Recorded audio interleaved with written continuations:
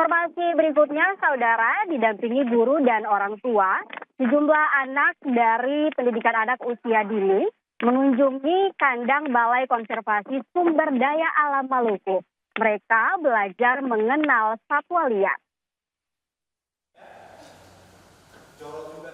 Sejumlah anak pendidikan anak usia dini atau PAUD Karya Abadi Ambon belajar untuk mengenal satwa liar di kandang Balai Konservasi Sumber Daya Alam Maluku, Kamis 31 Oktober 2024. Didampingi guru dan orang tua, anak-anak ini mengunjungi kandang satwa liar di BKSDA Maluku untuk melihat langsung satwa liar yang biasa mereka lihat hanya di gambar maupun buku.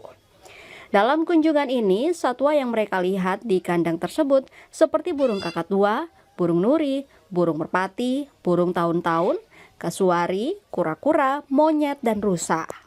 Kepala Sekolah PAUD Karya Abadi, Ruli Gaspers, mengatakan, kunjungan ini merupakan bagian dari tema pembelajaran di sekolah agar anak-anak dapat mengenal dan melihat secara langsung satwa liar.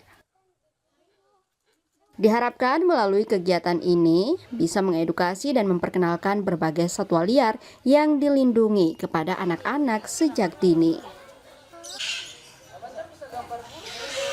Kunjungan kami ke sini untuk lebih mengenal satwa atau hewan-hewan yang biasanya anak-anak belajar di sekolah. Ini pengenalan.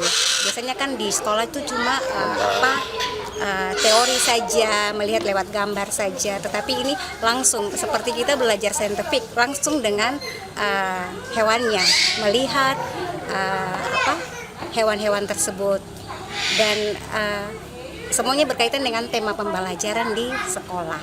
Tujuannya itu sebagai bahan edukasi terkait konservasi satwa liar pada generasi-generasi muda, sehingga diharapkan dengan adanya kegiatan ini akan menjadikan pengalaman dan pengetahuan baru buat anak-anak. Saat ini di pusat konservasi ada 20 jenis dengan total 122 ekor satwa. Itu dari mana aja didapat? Itu berasal dari hasil penjagaan pengawasan peredaran satwa.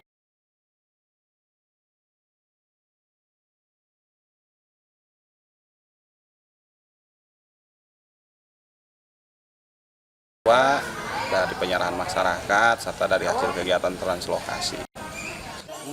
Yahya Lating, Kompas TV, Ambon, Maluku.